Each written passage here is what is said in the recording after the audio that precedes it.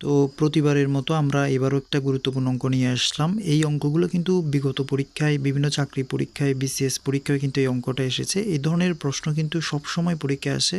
তো অনেক গুরুত্বপূর্ণ একটা অঙ্ক, দেখে মনে হবে অনেক কঠিন অঙ্ক, অজানা একটা অঙ্ক, আসলে কিন্তু খুব ইজি একটা অঙ্ক। যদি আমাদের একটু এই অঙ্কগুলো সম্পর্কে একটু ধারণা থাকে, তো আমি বিষয়টা একটু ক্লিয়ার করে দেবো, আশা করি সাথে যুক্ত থাকবেন।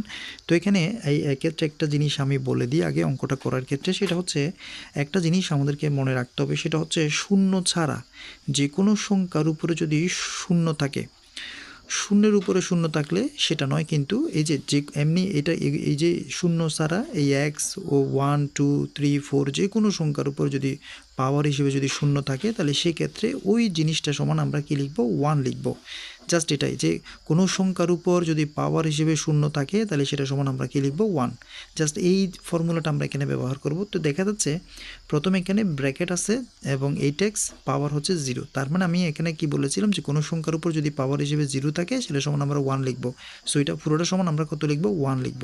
ঠিক আছে, অপশানগুলো এমনভাবে দেয়া থাকবে কিন্তু অনেক সময় বিভ্রান্ত সৃষ্টি করে, সেই জন্য আমরা একটু ভেবেচিন্তে অঙ্কটা সমাধান করতে হবে। যে পুরোটার উপর যেহেতু 0 আছে, তাহলে পুরোটা সমান আমি কি ধরলাম, 1, প্লাস এখানে আমি 8 লিখব ইন্টু এই যে এক্সের উপর 0 আছে, এক্সের উপর 0 আছে, তার মানে 8-এর উপর কিন্তু 0 নাই, সেই জন্য 8-এর উপর 0 নাই যেহেতু এটা কিন্তু বসে যাবে। তো এক্সের উপর 0 আছে, তাই আমরা কোনো সংখ্যার উপর 0 থাকলে সেটা সমান আমরা 1 লিখব। সো আমাদের আনসার হচ্ছে এই যে এখানে 1 থাকবে, আর 8 একে হচ্ছে 8, তাহলে যোগ করলে হবে কত, 9। তো এই ধরনের যে সহজ অঙ্কগুলো কঠিন বা বিভ্রান্তিমূলক মনে হয় অনেক সময় পরীক্ষার হলে, তো এই ধরনের প্রচুর গুরুত্বপূর্ণ অঙ্ক আমাদের চ্যানেলে করে দেওয়া রয়েছে, প্লেলিস্টে রয়েছে। তো আশা করি অনেকের উপকার হবে। ধন্যবাদ সবাইকে।